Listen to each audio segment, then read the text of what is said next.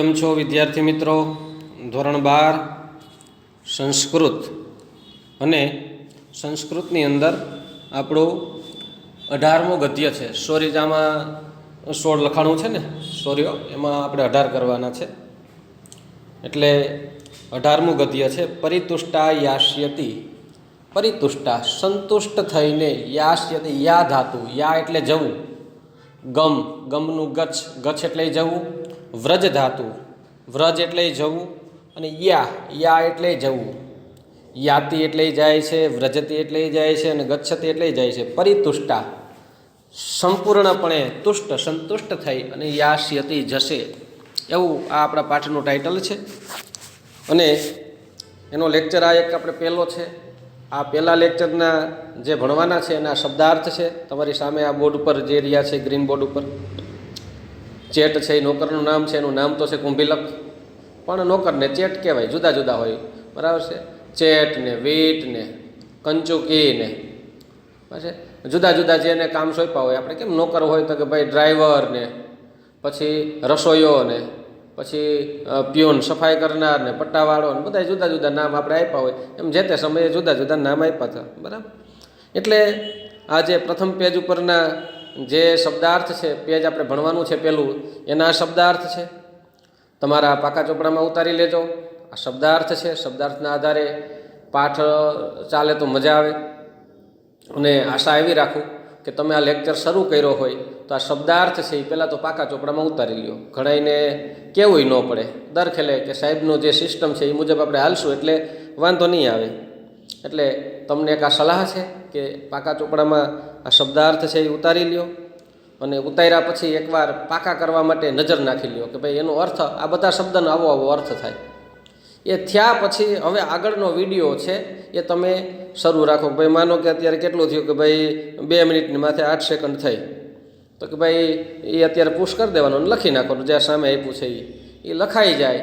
પછી ફરી પાછું 2 મિનિટથી શરૂ કરવાનું. ચાલો હવે પાઠ આપણે સાહેબ શરૂ કરાવે છે, બરાબર. તો આ પાકા ચોપડામાં તમે ઉતારી લેજો એવી આશા રાખું છું. અને પછી આપણે હવે પાઠ શરૂ કરીએ છીએ. શું છે? પરિતુષ્ટા યાસ્યતિ. એની પ્રસ્તાવના છે એ આપણે વાંચી લઈએ. સંસ્કૃત સાહિત્યમાં પ્રાચીનતમ નાટ્યકાર તરીકે મહાકવિ ભાસ, ઉત્તમ નાટ્યકૃતિઓના સર્જક તરીકે કાલિદાસ, અને સામાન્ય જનમાનસની પાત્ર સૃષ્ટિના સર્જક તરીકે મહાકવિ શુદ્રક સુપ્રસિદ્ધ છે. ભાઈ તમને પ્રશ્ન પૂછી શકે કે ભાઈ આદિ નાટ્યકાર કોણ છે? તો ધોરણ 11ની અંદર તમને ખબર છે, ભાસ છે એ જૂનામાં જૂના નાટ્યકાર છે. એના જે નાટકો હતા, આપણે કર્ણભારમ ને દૂત વાક્યમ ને દૂત ઘટોજગચ ને પછી પ્રતિમા નાટક ને આપણે આવે જ છે ને ધોરણ 12માં પ્રતિમા નાટક છે જ. એ પ્રતિમા નાટક છે એ પણ ભાસનું છે. અને સ્વપ્ન વાસવ દત્તમ ને એના ઉત્તમ નાટકો ભાસના છે. તે પછી કાલિદાસના 3 નાટકો છે, માલવિકાગ્નિમિત્રમ, વિક્રમ ઉર્વશીય અને અભિજ્ઞાન શાંકુતલમ. જે અભિજ્ઞાન શાંકુતલ છે એ તો કાલિદાસનું શ્રેષ્ઠમાં શ્રેષ્ઠ સર્વોત્તમ કૃતિ છે. અને સંસ્કૃત નાટ્ય સાહિત્યની અંદર ઉત્તમમાં ઉત્તમ જો કોઈ નાટક હોય તો એ છે અભિજ્ઞાન શાંકુતલમ, એવું કહેવાય છે. એટલે એ છે. સામાન્ય રીતે આપણે એનો પરિચય ધોરણ 11ની અંદર કદાચ તમને આપ્યો હશે. ચાલો આગળ. પણ કાલિદાસ છે એ સર્વોત્તમ નાટકની અંદર ચડિયાતા છે, પણ સામાન્ય જનમાનસની પાત્ર સૃષ્ટિ. આ મૃચ્છકટિક છે ને એ સામાન્ય જનતાનું નાટક કહેવાય. કેવું કહેવાય? સામાન્ય જનતાનું નાટક. અને શુદ્રક છે એ સામાન્ય જનતાના નાટ્યકાર કે કવિ કહી શકાય, કેમ કે એણે જે પાત્રો બનાવ્યા છે એ સામાન્ય જનતાના છે. રાજા ને એના માણસો ને નોકરો ને ગણિકા ને એક જૂના જમાનાનો શું કહેવાય ગરીબ વ્યક્તિ ને, એટલે આવી બધી બાબતો છે એણે આની અંદર ઇન્વોલ્વ કરી છે. જુગારી ભિખારી ને ઘણી બધી બાબતો છે. શુદ્રકે મૃચ્છકટિક નામના 10 અંકના પ્રકરણ પ્રકારના રૂપકની રચના કરી છે. તમને પ્રશ્ન પૂછે કે ભાઈ મૃચ્છકટિકના રચયિતા કોણ? તો કે શુદ્રક. અને મૃચ્છકટિક કેટલા અંકનું છે? તો કે 10 અંક. તો કે કેવા પ્રકારનું રૂપક કહેવાય? તો કે પ્રકરણ પ્રકારનું રૂપક છે.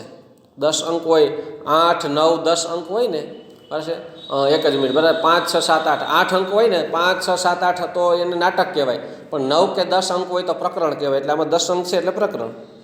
સંસ્કૃત સાહિત્યમાં જૂજ સંખ્યામાં મળતા પ્રકરણોમાં આ મૃચ્છકટિકમ મોખરાનું સ્થાન ધરાવે છે. આમ તો ડ્રામા રૂપક છે, તો એમાં નાટકો છે, એકાંકીઓ છે, પણ પ્રકરણ બહુ ઓછા લખાણા. પ્રકરણ પ્રકારના રૂપકો, એમાં જે પ્રકરણ પ્રકારના રૂપકો છે જૂજમાં, એમાંય શૂદ્રકનું મૃચ્છકટિક તો ચડિયાતું જ છે. તેમનું કથા વસ્તુ છે, બહુજન સમાજના પાત્રો છે. બહુજન સમાજ સામાન્ય ઘરના, સામાન્ય જાતિના લોકો છે, એ એમાં સમાયેલા છે. એના પાત્રો બહુજન સમાજના છે.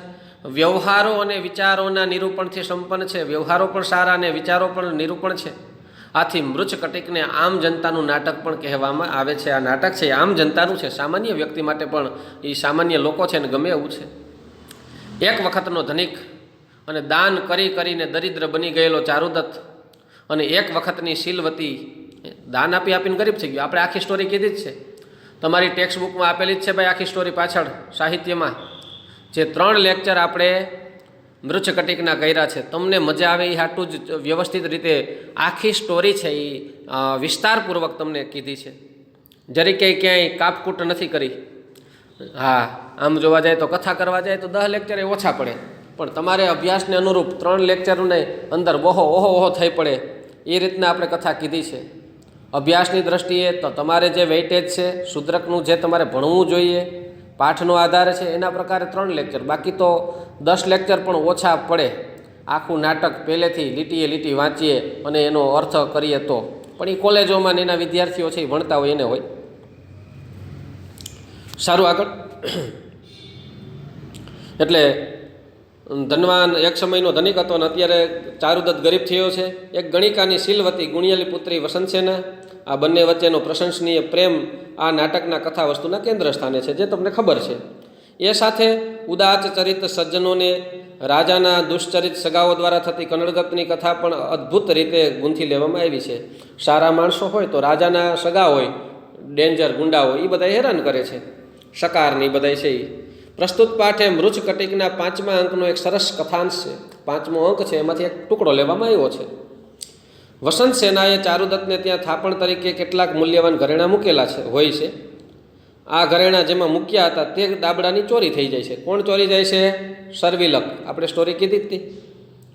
ચારુદત્ત તેના બદલામાં પોતાની પ્રિય પત્નીની અત્યંત કિંમતી રત્નમાળા વિદૂષક મારફતે વસંત સેનાને મોકલાવે છે. ચારુદત્તની પત્ની છે ધ્રુતા, એની માળા છે એ મોકલી દે કે ભાઈ કહી દેજે કે હું જુગારમાં હારી ગયો તો એટલે આ માળા લઈ લો. વસંત સેના તે સ્વીકારી લે છે અને વરસતા વરસાદમાં ચારુદત્તને મળવા જાય છે. વિદૂષક લઈ લે છે, પણ કહેતી નથી કે ભાઈ મને ખબર છે ચોરાણા નથી, ભાઈ જુગારમાં નથી આવ્યો, એ ચોરાઈ ગયા છે. અને એ ઘરેણા પાછા વસંત સેના કે મારી પાસે પહોંચી ગયા છે, મારા ઘરેણા. પણ એ શું કહે છે એ આખી વાત સાંભળી અને પછી એમ કહે છે કે ના તું સજ્જન માણસ છો. એટલે પોતાનો પ્રેમનો એકરાર કરવા માટે ચારુદત્તને મળવા વસંત સેના જાય છે. આ અંગેના સમાચાર લઈને તેનો નોકર ચેટ કુંભીલક આવે છે. વરસાદ વરસે છે, માવઠું થયું છે, ખરાબ વાતાવરણ છે આકાશની અંદર, સાંજનો સમય છે. ગાડું છે ઘરની બહાર રોક્યું છે ચારુદત્તના મહેલની બહાર, અને વસંત સેના એના નોકર છે ચેટ કુંભીલક છે એને કહે છે કે જા હું આવી છું, એના સમાચાર થોડાક મોકલી દે કે હું આવી છું. એ કહે તો અંદર બોલાવે તો અંદર કહેજે, એમ કે ભાઈ શું કામ છે? કાંઈ કામ નથી, જવા દો, ગેટ આઉટ. તો એ પ્રમાણે તું જા તો ખરા અંદર. એટલે ચેટ નોકરને કુંભીલક એ આવે છે અને ચારુદત્તને વસંત સેનાના આગમન વિશેના સમાચાર આપવા વિદૂષકને આડકતરા પ્રશ્નો પૂછે છે. થોડાક આડાવડા પ્રશ્નો પૂછે છે. વિદૂષકની બે વચ્ચે થોડી કોમેડ છે. આ કોમેડ એટલી વસ્તુ છે, એ આપણે કોમેડી ભાગ છે, એ આખો પાઠ છે આપણો. એટલે આડકતરા પ્રશ્નો પૂછે છે વિદૂષકને. વિદૂષકનો સ્વભાવ કેવો હોય છે? થોડોક મૂર્ખો હોય, ખાવધરો હોય, વાકો ચૂકો દંડીકો હોય. સ્ટેજ ઉપર આવે, આ નાટક છે, સ્ટેજ ઉપર આવે એટલે લોકોને ખબર પડી જાય કે આ વિદૂષક જ છે. અને રાજાનો મિત્ર હોય એટલે કોમેડિયન, હીરો ભેગો કોમેડિયન હોય ને એમ આવા પેતરા કરે. એટલે એ છે એ પોતાની મૂર્ખતાથી પ્રજાને હસાવે છે. એટલે વિદૂષક છે એ આડકતરા પ્રશ્નો પૂછે છે, જેના જવાબમાં વસંત સેનાનું નામ કોઈક રીતે આવી શકે. પરંતુ વિદૂષક પોતાની મૂર્ખતાનું પ્રદર્શન કરતો રહીને ચેટનું ધાર્યું થવા દેતો નથી. એને કેવું હતું કે પ્રશ્ન એ રીતના પૂછવા હતા કે જેથી કરીને વસંત સેનાનું નામ વિદૂષકના મોઢે આવે કે આ આવી છે. પણ વિદૂષક છે એ મૂર્ખાવેડા કરે અને સાચો જવાબ કંઈ આપી શકતો નથી. એટલે છેવટે ગમે એમ કરીને વસંત સેનાનું નામ વિદૂષક લેવડાવે તો છે. ટીપુ સુલતાન લેવું હોય તો કે ભાઈ રાજા, કે ભાઈ જે રાજા હોય એને શું કહેવાય, તો કે એને રાજા કહેવાય, તો કે નહીં, બરાબર છે. મુગલો શું કહેતા, તો કે સુલતાન. પછી પાણીમાંથી આ પડ્યું એને શું કહેવાય, તો કે ટીપુ, તો કે બોલ, તો કે સુલતાન ટીપુ, એમ નહીં કે ટીપુ સુલતાન. આ એમ કરીને નામ લેવડાવે. એટલે ગમે એમ કરીને માણસના મોઢેથી નામ લેવડાવે, ભાઈ આ વ્યક્તિ છે. નામ ન લેતા હોય તો કે ભાઈ ટપુ કે પાપા ગળા છે ને ઓલી સિરિયલ, કોણ, તો જેઠાલાલ, એટલે ખબર પડી જાય ટપુ કે પાપા ગળા. એટલે આવી રીતના વિદૂષકના મોઢેથી નામ લેવડાવવાનો પ્રયત્ન કરે છે, વિદૂષક મૂર્ખ કરે છે. જેમ તેમ કરીને છેવટે ચેટ છે વસંત સેનાનું નામ વિદૂષકના મોઢેથી કઢાવે છે. આ સમગ્ર પ્રસંગ હાસ્યસભર છે. આ પ્રસંગ શૂદ્રકની હાસ્યરસ નિષ્પન્ન કરવાની કુશળતાનો કલાત્મક નમૂનો છે કે ભાઈ શૂદ્રકે આમાં હાસ્ય ઉત્પન્ન કર્યું છે. ચાલો આપણો પાઠ આપણે શરૂ કરીએ છીએ. શબ્દાર્થ તમને લખાવ્યા જ છે, બરાબર. હવે પાઠ કેવો છે? ચેટ પ્રવિશ્ય, ચેટ છે એ પ્રવેશીને, ક્યાં પ્રવેશીને? સ્ટેજ ઉપર. આ નાટક છે, 10 અંકનું પ્રકરણ પ્રકારનું રૂપક છે નાટક છે, એટલે સ્ટેજ હોય અથવા તો ગામના ચોકમાં ભજવતા હોય તો એ પ્રમાણે ત્યાં આખું વાતાવરણ ઊભું કરવું પડે. એક અંક પૂરો થાય એટલે દ્રશ્ય પૂરું થાય એટલે લાઇટ વહી જાય, પછી અંધારામાં પછી ખુરશી ના તેને બધું જે કંઈ પણ બગીચા જેવું બનાવવાનું એ સ્ટેજ ઉપર કહે છે, પડદો પડી જાય ને એટલે બનાવે પાછળ અને બીજા ચિત્ર આવે. એટલે અહીંયા જે છે એ 5મા અંકનું છે. આ બાજુ બને છે એવું કે વિદૂષક અને ચારુદત્ત છે એ બગીચામાં બેઠા હોય, સમજાય છે. અને રસ્તામાં ટહટહીઓ, ક્યાંક ક્યાંક વરસાદ પણ થયો છે, ગારો પણ થયો છે. પહેલાં તો ડામર રોડ નહોતા ને, ગારો હતો, બધું હતું. અને માફાવાળું ગાડું એટલે કે ફરતી કોઈ પેક હોય અને અંદર છે માણસ બેઠા હોય, આ 4 વ્હીલ જેવું થઈ જાય. એટલે એની અંદર એ વસંત સેના હોય ને ગાડું આંકીને આવે છે ભાઈ આપણે કુંભીલક ચેટ નોકર. અને વસંત સેનાએ કીધું જા અંદર મારા સમાચાર દે. એટલે ચેટ છે એ નાટકના સ્ટેજ ઉપર પ્રવેશે છે. હવે આવનાર પાત્ર કોણ છે, શું છે, કેવી રીતે છે, શું કરવા આવ્યો છે, કોણે મોકલો છે, ગાડું ને એવું આપણે ન બતાવે ભાઈ, કેમ કે સ્ટેજ ઉપર ગાડું કેમ લેવું. પણ આ તો ખાલી બોલે કે ભાઈ મારી માલકીન વસંત સેના છે એ બહાર ઊભી છે, ગાડામાં બેઠી છે અને મને મોકલો છે, જા તું કયાય. એટલે આપણે ખબર પડે કે આ છે ગાડામાં એની માલકીન બેઠી હશે ને આ ભાઈ આવ્યો છે. એટલે આપણે ખાલી જસ્ટ ઇમેજિન, ખાલી વિચાર કરવાનો, કેમ કે ભાઈ રિયલમાં થોડું ત્યાં ગાડું લઈ આવે. પિક્ચર હોય તો બરાબર છે કે ભાઈ કેમેરો લઈને બહારથી ગાડું આવે ને ઘર પાસે રાખ્યું ને એવું બતાવે. આમાં તો સ્ટેજ ઉપર કંઈ પબ્લિક તો ન જોવા જાય કે હાલો હાલો જો ગાડું બહાર છે, હાલો બધાય આ નાટક ગૃહમાંથી બહાર નીકળો, ચા ઘરની પાછળ અહીંયા ગાડું રાખ્યું છે. આ તો પિક્ચર ને કેમેરાની દયાથી બધું હવે ઓરિજિનલ જેવું દેખાય. પણ નાટકની અંદર તો પહેલાં તો ખાલી આમ જ હતું કે ખાલી કે ભાઈ હું અહીં ગાડું લઈને આવ્યો છું, મારું ગાડું જાય ઘરની પાછળ પડ્યું છે, તમારા મહેલની પાછળ. અને નાનો એવો મહેલ જેવું હોય ને એવું દ્રશ્ય ઊભું કરે વાહે બેકગ્રાઉન્ડમાં, આ બધા ખુરશી નાખીને આગળ બેઠા હોય. એટલે આવનાર વ્યક્તિ કોણ છે તો એને પરિચય દેવો પડે, નાટકનો નિયમ છે. એટલે ઓડિયન્સની સામે જોર જોરથી બોલે પ્રવિશ્ય, ચેટ છે એ પ્રવેશીને, ક્યાં તે સ્ટેજ ઉપર. અવૈત માનવાહા, હે માનવાહા, હે મનુષ્યો. અવૈત, અવ પ્લસ ઇત શબ્દ શું છૂટો પડે? અવિત. આ બાજુ, આ બાજુ, આ બાજુ એટલે જરા આ બાજુ મને સાંભળો એમ નથી કહેતા, એ આ બાજુ, આ બાજુ, અહીંયા અહીંયા, એટલે કે મારી પાસે શું છે એટલે મને સાંભળો. અવૈત માનવા હે મનુષ્યો સાંભળો. યથા યથા વર્ષતી અભ્રખંડમ તથા તથા તિમ્યતિ પૃષ્ઠચર્મ. શું કે છે? યથા યથા, જેમ જેમ, વર્ષતી અભ્રખંડમ, વર્ષત્ય સંધિ છૂટી પડશે, વર્ષતી પ્લસ અભ્રખંડમ. અભ્ર એટલે આકાશ, વાદળ, અને ખંડ એટલે ટુકડો, વાદળનો ટુકડો એટલે કે વાદળ, આકાશનો ટુકડો એટલે કે વાદળ. યથા યથા જેવી જેવી, જેમ જેમ, અભ્રખંડમ વર્ષતી વાદળ વર્ષે છે, તથા તથા તેમ તેમ, પૃષ્ઠચર્મ તિમ્યતિ પીઠનું ચામડું છે. પીઠ એટલે કે વાંસો. આપણે જો દેશી ભાષામાં શબ્દાર્થમાં વાહો લખ્યું, આપણે વાંસો બોલે લખાય વાંસો, પણ આપણે દેશી ભાષામાં વાહો લખીએ, વાહો. અહીં હ કેમ લખવો એટલે હ કરી દીધો છે, વાહો. કે જેમ જેમ વાદળ વર્ષે છે તેમ તેમ પૃષ્ઠચર્મ તિમ્યતિ મારી પીઠની ચામડી છે ને પલાળે છે. વાદળ વર્ષે જ ભાઈ પીઠની ચામડી તો પલાળે. પહેલાંના સમયની અંદર ગરીબ માણસો હતા. ઓલું લગાન પિક્ચર જોયું ને, બધાના વેશ કેવા હોય, ઝીણકો એવું ઓલું નાના છોકરાનું છઠ્ઠિયું હોય એવું બંડી જેવું પહેર્યું હોય, માથે ઝીણકેવી પાઘડી જેવું હોય અને એક ધોતિયું પહેર્યું હોય ગોઠણ સુધીનું. જાજા માણસો પાસે કપડાય નહોતા ભાઈ. આપણો દેશ બહુ ગરીબ હતો. અને આ તો વાત છે હજારો વર્ષ પહેલાંની ને. અને આ જે કુંભીલક ચેટ છે, નોકર છે, એ તો ભાઈ ગુલામ હતો. દાસ્યા પુત્ર ચર્ચા કરીશું આગળ. દાસ્યા પુત્ર એટલે અભાગ્યું, પણ શા માટે અભાગ્યું કહેવાય એ પણ ચર્ચા આપણે આગળ કરીશું. એટલે ઘણી વાર તો ખાલી ધોતિયું પહેર્યું હોય ને માથે ખાલી પાઘડી જેવું ઝીણકું એવું ઓલું હોય અને બાકી વાહો ઉઘાડો હોય. ટાઢ તડકો, બિચારે એમને આ ગરીબ માણસો છે એ રખડતા હોય, એની દશા કેવી હશે. એટલે કહે છે કે યથા યથા અભ્રખંડમ વર્ષતી, જેમ જેમ વાદળ વરસે છે, તથા તથા તેમ તેમ પૃષ્ઠચર્મમ તિમ્યતિ, મારા પીઠની ચામડી છે અર્થાત કે વાહો છે ને પલાળે છે. યથા યથા લગતી શીતવાત, યથા યથા જેમ જેમ શીતવાત, શીતવાત એટલે ઠંડો પવન છે, લગતી લાગે છે, ઠંડો પવન લાગે છે. તથા તથા તેમ તેમ મેં હૃદયમ, મારું હૃદય છે, વેપતે, વેપતે એટલે કંપે છે, ધ્રુજે છે, વાઇબ્રેશન કરે છે. વાઇબ્રન્ટ ગુજરાત, વાઇબ્રન્ટ હૃદય, હાર્ટ. ટાઈડ ચડે તો કેમ જોયું છે? ટાઈડ ચડે તો ડુગડુગ ડુગડુગ દાઢી ડગ ડગ ડગ ડગ થવા માંડે.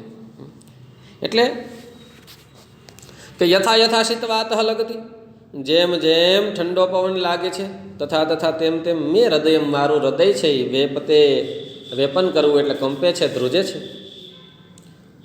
હકીકતમાં કાંઈ પલળીને ન આવ્યો હોય, આ તો ખાલી કે, અથવા તો પલળીને આવ્યો તો બે છાંટા ખાલી શરીર ઉપર આમ ચોંટાડ્યા હોય, અથવા બે એક્ટિંગ કરતો હોય.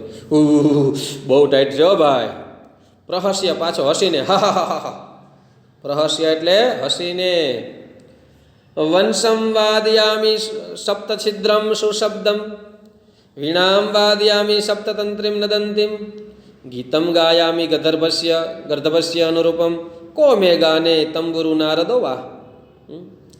હસીન પાછો પોતે શું કહે છે કે સુશબ્દમ સપ્તછિદ્રમ, સુશબ્દમ એટલે સુશબ્દ, શબ્દ એટલે અવાજ, સુશબ્દમ સુંદર અવાજ કરતી, સપ્તછિદ્રમ, સપ્તછિદ્ર એટલે 7 કાણાવાળી, મધુર અવાજ કરત, 7 કાણાઓ વાળી. વંશમ, વંશમ એટલે વાંસળીને, વાદયામી હું વગાડું છું, મને તો 7 છિદ્રો વાળી, 7 કાણાવાળી મધુર અવાજ કરતી વાંસળી છે એ વગાડતા આવડે છે એવી વાંસળી વગાડું છું ભાઈ. વીણામ વાદયામી સપ્તતંત્રીમ નદંતીમ, નદંતીમ, નદંતીમ એટલે નાદ કરતી, નિનાદ કરતી, અવાજ કરતી, રવ કરતી. અવાજ એટલે દેકારો નહીં, પણ સુસુમ સરસ મજાનું સુંદર એવું નિનાદ કરવો, નાદ કરવો એટલે કે અવાજ કરતી. સપ્તતંત્રીમ 7 તાતણાઓ વાળી, નદંતીમ નિનાદ કરતી, અવાજ કરતી. વીણામ, વીણા છે વાદયામી હું વગાડું છું. 7 તાતણાઓ હોય વીણામાં. ગિટારમાં ને એમાં એક એકને બબે હોય ને, કોઈ એક હોય ને એક તારો કહેવાય, જે સાધુ સંતો એક તારેથી આમ વગાડતા હોય ને બધું. અને આ 7 તાતણા હોય ને એમાં આમ પ્લેટ જેવું હોય તો એને ગિટાર કહેવાય ને, વાયોલિન ને, ગિટાર ને, વીણા ને, તંબુરો ને, જાજુ બધું આવે. એટલે સપ્તતંત્રીમ અને નદંતીમ, 7 તાતણાઓ વાળી અને નાદ કરતી. વીણામ વાદયામી, વાંસળી કેવી છે કે સપ્તછિદ્રમ, 7 છિદ્રો વાળી.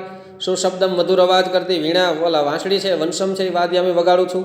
7 તાતણાઓ વાળીને અવાજ કરતી વીણા વગાડું છું. વગાડવામાં બરાબર છે, મારું સંગીત સારું છે વગાડવામાં. ગીતમ ગાયામી ગર્ધભસ્ય અનુરૂપમ, અને ગર્ધભસ્ય અનુરૂપમ ગીતમ ગાયામી, ગધેડાને અનુરૂપ હું ગીત ગાઉં છું. હોંચી હોંચી હોંચી હોંચી ગીત ગાવા જાવ તો એવું થાય ગળું ભગવાને નથી દીધું, પણ સરસ મજાના હોઠથી હું ફૂંક મારું અને સુર છે કાઢી શકું. જો સાંભળી લેજો પહેલી વસ્તુ કે સંગીત છે ને, સંગીત તમારે વગાડવું હોય ને, વીણા છે, પછી તબલા છે, પેટી છે, તો માણસ ગમે એ માણસ મહેનત કરે બરાબર આવડી જાય. કેવું આવડે કેવું નહીં પછીની વાત, પણ આવડે ખરા. પણ ગાતા ક્યાંય જવા જોઈએ ભાઈ મને ગાતા શીખવું છે, એ તો ભગવાને કંઠ દીધો હોય ને તો જ ગાય હગાય. બાકી તો ગાવા જાય તો કાગડાનો અવાજ આવે, કાં કાં કાં. કોયલ કાઢવા જાય કોયલનો અવાજ તો કાં કાં થઈ જાય. એટલે વાત એ છે, એ તો ભગવાને જેને ગળું દીધું હોય ને એ જ મેળ આવે. આ ઘણા ગાતા હોય, ઘણાનો અવાજ સારો હોય, ખાલી મીઠાશનો હોય તો કાંઈ નહીં.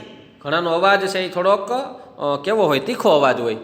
પણ તીખો અવાજ હોય, તીણો અવાજ હોય, ઘોઘરો અવાજ હોય, પણ અવાજ તો અવાજમાં મીઠાશ હોય. ઘણા ગુંગુણિયા હોય, પણ એ ગાતા હોય તો કંઈક સારું લાગે. હા, એનો રાગ સારો હોય તો વાંધો ન આવે. ઘણાય ગીત એવા છે, તમે જોજો. અબીદા પરવીન એના અવાજ તમે જોજો, ઘોઘરો અવાજ છે, પણ એના ગીત છે એમાં મીઠાશ છે, એનો જે રાગ છે અલગ છે, એ સારી છે. એટલે ગળું સારું જોઈએ. ખાલી ગળું છે કે શીખવાથી ન મળી તો ભગવાનની કૃપાથી જોઈએ. એટલે ગીતમ ગાયામી ગર્ધભસ્ય અનુરૂપમ, હું ગધેડાની અનુરૂપ ગધેડા જેવું ગીત ગાઉં છું. કો મેં ગાને તંબુરુ નારદવા, મેં ગાને મારા ગાયનની આગળ તંબુરુ. તંબુર છે ને એ એક સ્વર્ગનો ગવૈયો છે, ગંધર્વ છે. જે સ્વર્ગની અંદર જેની પાસે મ્યુઝિક ડિપાર્ટમેન્ટ હોય ને એ બધા ગંધર્વ કહેવાય, એ ગંધર્વ છે. અને કુબેરજીના નોકર છે એ બધા યક્ષ કહેવાય. કુબેરજીના બધા નોકરો હોય ને પર્સનલ, એ બધા યક્ષ છે. અને સંગીતમાં જે કાંઈ પણ દેવતાઓનું સંગીતને મનોરંજન પીરસે એ બધા ગંધર્વ કહેવાય. યક્ષ, ગંધર્વ, કિન્નર, મધવાદિક, નાગ જાતિ, સિદ્ધ જાતિ, આ બધા લોકો છે, સ્વર્ગના અર્ધદિવ્ય જાતિના લોકો છે. એટલે ગંધર્વ છે, એનું નામ છે તુંબુર, બરાબર છે.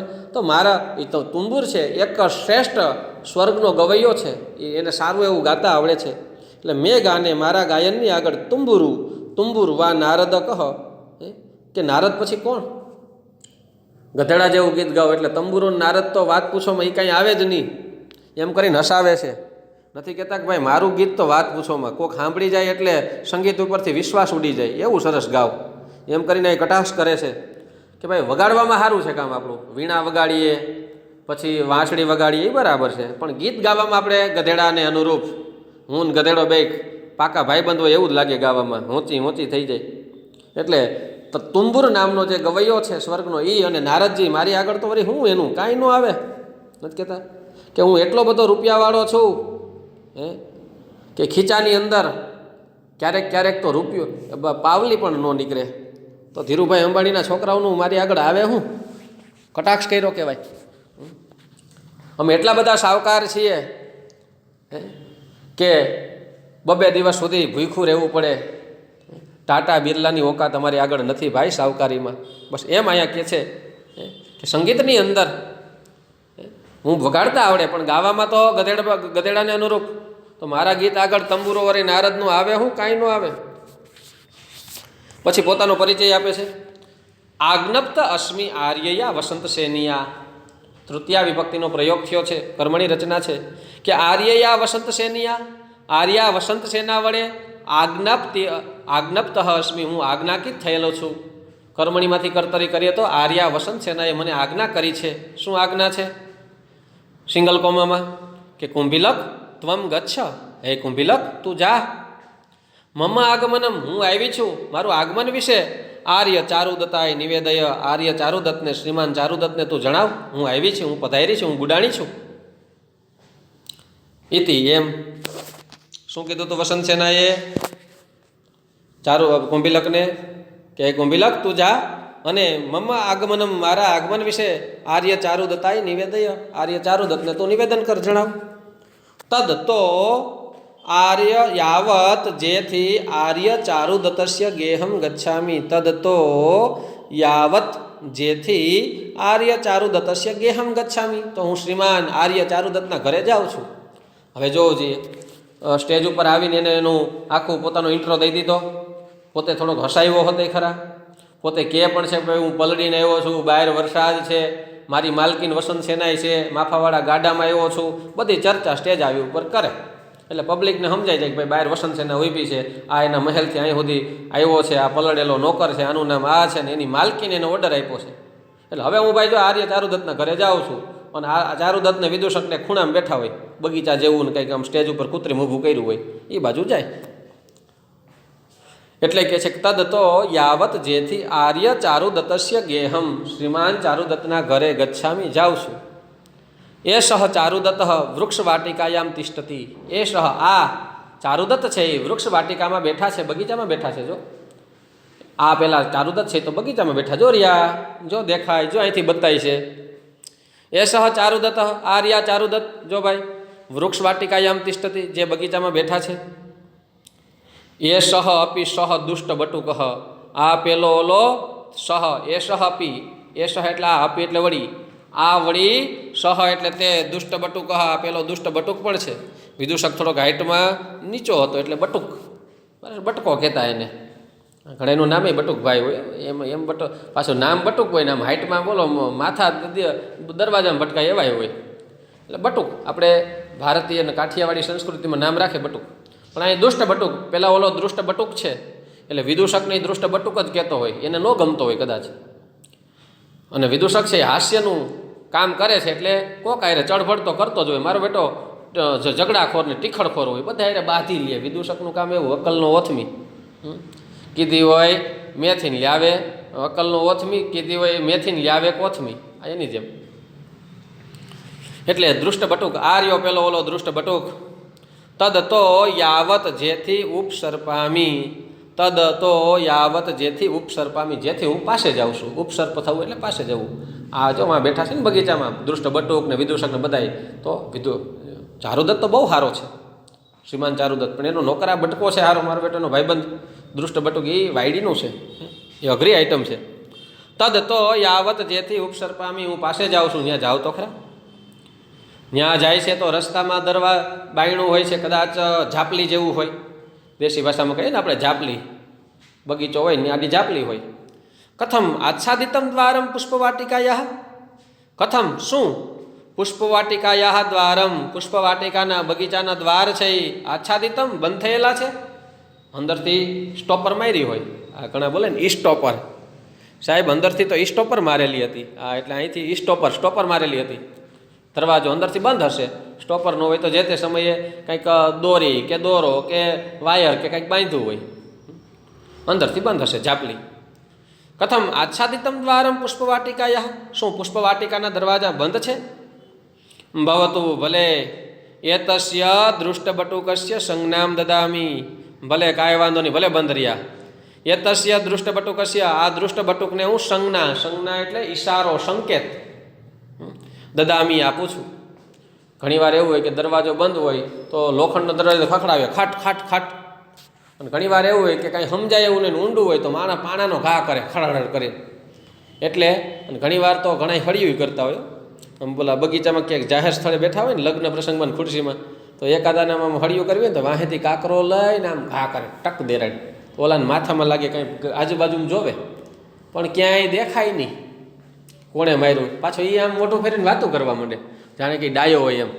આપણી કોઈ હળી કરીને કોઈ કાકરો મારે ને તો 10 જણાનું ધ્યાન આપણી ઉપર હોય ને જે વ્યક્તિ ત્રાહું જોતો હોય ને એની ઉપર જ શંકા કરવાની કે આ જ નાલાયક છે જે હળિયું કરે છે. જાણી જો હે શું થયું, મને તો કાંઈ ખબર નથી, મારું તો મોઢું આમ હતું, હવે તું હળિયું કરીને મોઢું ફેરવી જાય. એટલે આવા લોકો હોય. અને ઘણા છે બરાબર છે, દૂર ઊભા હોય તો આમ હળીથી ઈશારો કરે, કાકરો મારે, આમ કાકરો કરે તો ધ્યાન જાય કે ઓહો લે, અવાજ બહુ આવતો હોય ને તો એમ કરે કે ભાવ તો ભલે કાંઈ વાંધો નહીં, ભાવ તો ભલે. એતસ્ય દૃષ્ટ બટુકસ્ય, આ દૃષ્ટ બટુકને સંજ્ઞામ દદામી, હું ઈશારો સંકેત આપું છું. ઇતિ એમ કરીને લોષ્ટ ગુટિકા, ગુટિકા એટલે કાકરી, લોષ્ટ એટલે માટી કે માટીનું ઢેફું હોય એમ, માટીનું જે ઢેફું છે એની કાકરી, પથ્થરની કાકરી નહીં, માટીના ઢેફાની ગુટિકા કાકરી છે. ક્ષિપતિ ફેંકે છે કે આ ઘા, એમ કરીને ઘા કરે છે. તો જેવું વિદૂષકને લાગ્યું તો વિદૂષકે શું રિએક્શન આપ્યું, અરે કહ ઇદાનીમ એષ પ્રાકાર વેષ્ટિતમ ઇવ કફિત્થમ મામ લોષ્ટકે હિતાળી હતી. અરે કહ એટલે કોણ, આખા શબ્દોનું જો વાક્ય રચના જુદી જુદી કરીને બોલી જાવ એનું ગુજરાતી. એટલે અરે, કહ એટલે કોણ, ઇદાનીમ એટલે અત્યારે, એષ એટલે આ, પ્રાકાર એટલે દિવાલે, વેષ્ટિતમ એટલે વીંટળાયેલું, ઇવ એટલે ની જેમ, કપિત ફલમ એટલે કપિત્થમ ફલમ એટલે કોઠાનું ફળ. આપણે આ બાજુ કોઠા નથી થતા પણ નડિયાદ ને ડાકોર એ બાજુ કોઠાનું ફળ આવે છે. એકવાર મેં ક્યાંક જોયેલું હતું પણ હવે યાદ નથી કેવું છે આકાર એનો પરફેક્ટ, પણ નામ સાંભળેલું છે ને ક્યાંક જોયેલું હતું. એટલે કપિત્થમ કોઠાના ફળની જેમ, મામ એટલે મને, લોષ્ટ કેહી એટલે ઢેફા વડે કાકરા વડે તાળિયતી મારે છે. માનો કે આંબામાં પાકેલ કેરી હોય તો માણસ કેમ નીચે આમ કાકરી કે કાકરા વડે આમ કેરી પાડવા હાટું આમ કેરીમાં મારે કે આ પડી, બાજુમાંથી વહી જાય કાકરો તો કેરી ન પડે, અથવા તો બીજી કેરીને લાગે તો કાચી કેરીનું બગાડ થાય નીચે પડે, પણ પાકેલી કેરી ઉપર જ લાગે તો ટપ દેરણ આવે કેરી હેઠી. પછી બોરમાં પણ એવું છે, માણસો છે એ બોર પાડવા હાટું પાણાના ઘા કરે, બોર પાડવા હાટું. એટલે વિદૂષક શું કહે છે કે કોઠાનું ફળ, કોઠા છે ને એ વેલામાં થાય, જેમ ચીબડાન, તુરિયાન, કારેલા ને અમુક કેમ વેલાવાળા હોય તો દિવાલમાં ચોટેલો કોઈ વેલો હોય અને એમાં ફળ હોય તો ઊંચું હોય તો કેમ આપણે પાણકાથી પાડીએ કે આ પાકેલું ફળ છે પાણાથી આમ પાડીએ. એટલે વિદૂષક શું કહે છે કે અરે ઈદાનીમ અત્યારે એસ આ કહ છે ને બાકી રાખો, ક છે ને કહ એટલે કહ, અરે ઈદાનીમ અત્યારે એસ આ પ્રાકાર વેષ્ટિતમ એટલે દિવાલે વીંટળાયેલા, કપિત્થમ ઇવ એટલે કપિત્થમની જેમ, કોઠાના ફળની જેમ, મામ મને લોષ્ટકેહી ઢેફા વડે, કહ તાળિયતી અયે ક છે ને કનો વિસર્ગ એટલે પાછળ સ્વર આવ્યો એટલે વિસર્ગનો લોપ થયો. કહ તાળિયતી કોણ મારી રહ્યું છે? હું કઈ દિવાલે ચોટેલું કે વીંટળાયેલું કોઠાનું ફળ છું? જાણે દિવાલ ઉપર ચોઈટું હોય ફળ હોય ને એમ કોઈ કાકરા મને મારે, એમ મને મારે છે લે. અરે કહ કોણ? ઈદાનીમ એટલે અત્યારે એસ આ પ્રાકાર વેષ્ટિતમ ઇવ કપિત્થમ દિવાલે ચોટેલા કપિત્થમ ફળની જેમ, મામ મને લોષ્ટકેહી તાળિયતી ઢેફા વડે મારી રહ્યું છે. ચારુદત્ત એનું પ્રત્યુત્તર આપે છે કે આરામ પ્રાસાદ વેદિકાયામ, આરામ પ્રાસાદ આપણો જે આરામ પ્રાસાદ છે, આરામ કરવાનો મહેલ છે, બગીચાનો મહેલ છે, એની વેદિકા એટલે સજ્જુ, ખબર હોય તો બહાર ઓલું સજ્જ જેવું હોય ને ફરતી કોઈ બાઉન્ડ્રી જેવું, એ સજ્જુ છે, એ કાંગરો છે, બરાબર છે, કે એની અંદર જે કાંઈ પણ જે ઓલું હોય છે ને કાંગરો કે છત ને બહારની એમ કાઢી હોય એ બસ એની ઉપર ક્રીડત બિહી રમી રહેલા, ક્રીડા એટલે રમવું, ક્રીડત બિહી પારાવતે રમી રહેલા પારાવત એટલે કબૂતર, પારેવું કહીએ ને, હોરે પારેવડા તું ઉડી જાને દેશ રે, મારી હાટું રહી જાને આજ નિરાત, ઓલી આંબલીને પીપળીને જુએ તારી વાટ રે, મારી હાટું રહી જાને આજ નિરાત. પારેવા કબૂતર કે પારાવતે કબૂતરે પાતિતમ ભવેત પાયડું હશે. શું કે છે ચારુદત્ત? એને કહે છે કે ભાઈ તને કોણ કાકરા મારે, કોણ નવરું છે? આ આરામ પ્રાસાદ છે, આ મહેલ છે, આરામ મહેલ, એની જે વેદિકા સજ્જુ છે એમાં ક્રીડત બિહી પારાવતે રમી રહેલા કબૂતરો છે, એણે પાતિતમ ભવેત એને પાડ્યું હશે ને એમાં તને માથામાં લાગ્યું હશે. તો વિદૂષક દાસ્યા પુત્ર દૃષ્ટ પારાવત તિષ્ઠ હે અભાગ્યા દૃષ્ટ કબૂતર, ઊભું રે, મને મારશો, મારી ઉપર કાકરા પછાડશો, સાલા ખબર નથી પડતી. બોલો, કબૂતરા ઉપર ગરમ થઈ જાય છે વિદૂષક. દાસ્યા પુત્ર, દાસ ને દાસ, નોકર, ગુલામ, નોકરની ગુલામ. પહેલાંના સમયની અંદર ગુલામ પ્રથા હતી.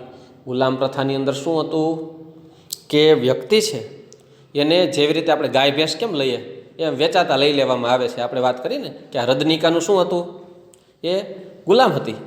જ્યાં સુધી આ પૈસા પૂરા ન પાડો ત્યાં સુધી અહીં મફતમાં આખી જિંદગી મારીને નોકરી કરવાની. અને અમુક મા બાપ છે ગરીબ હોય તો એ પૈસા હાટું સંતાનોને વેચી દેતા, કાંઈ વાંધો નહીં, અમારી ઘરે બાળક ભૂખ્યું રહે પણ હું વેચી દઉં ને તો 10 મણ ઘઉં અમને દો અને અમે આ બાળક તમને દઈ દઈએ. એ બાળક દઈ દે, એ બાળક મોટું થઈને એને અહીંયા ગુલામી કરે. સમ્રાટ અશોક છે, જ્યારે ઈસવીસન પૂર્વે ચાણક્યના શિષ્યના દીકરાનો દીકરો અશોક સમ્રાટ છે, એણે આ ગુલામ પ્રથા છે એ નાબૂદ કરાવી હતી. એટલે કે છે કે દાસ્યા પુત્ર દૃષ્ટ પારાવત અભાગ્યું. બરાબર. હવે દાસ લોકો, ગુલામ લોકોનું શું ભાગ્ય હોય એટલે અભાગ્યા કહેવાય કે અમારું તો શું ભાગ્ય, અમે તો ગુલામ છીએ. એટલે અભાગ્યા દૃષ્ટ પારાવત કબૂતર તિષ્ઠ ઉભુરે યાવત જેથી એતેન દંડકાષ્ટેન, એતેન એટલે આ દંડકાષ્ટ, કાષ્ટ એટલે લાકડું, દંડ એટલે દંડો, આ લાકડાના દંડાથી સુપક્વ એટલે સારી રીતે પાકેલા, સહકાર ફલ એટલે આંબાનું ફળ, કેરી છે એની જેમ, ઈવ એટલે સુપક્વમ ઈવ સહકાર ફલમ સારી રીતે પાકેલા કેરીના ફળની જેમ, અસ્માદ પ્રાસાદાત આ પ્રાસાદ એટલે મહેલ, અસ્માદ એટલે આ મહેલમાંથી ભૂમોપાતી શ્યામી આ મહેલ ઉપરથી હું તને નીચું પાડી દઈશ. શાલા મારી ઉપર તું કાકરા પાડશો? દૃષ્ટ કબૂતર ઊભું રહે. જેવી રીતે પાકેલી કેરી કેમ હેઠી આવે એમ જ આ લાકડાનો દંડો છે ને મારા હાથમાં, એ ઘા કરીને એટલે પાકેલ કેરીની જેમ બરાબર છે આ પ્રસાદ ઉપરથી, આ મહેલ ઉપરથી તને હું નીચે પાડીશ, ઊભું રહે તું. એમ કરીને વિદૂષક છે એની ઉપર લાકડું ઉગામે છે, લાકડાનો દંડીકો. ચાલો કબૂતર ઉપર બેઠું મારી ઉપર કાકરા પાડશો? બસ પેજ નંબર 77 સુધીનું આપણે એટલું રાખીએ. પછીના 78 ને 79 વાળું છે એ પછીના લેક્ચરમાં આપણે જોશું ને એના શબ્દાર્થ પણ તમને નેક્સ્ટ લેક્ચરમાં લખાવીશ. ઓકે.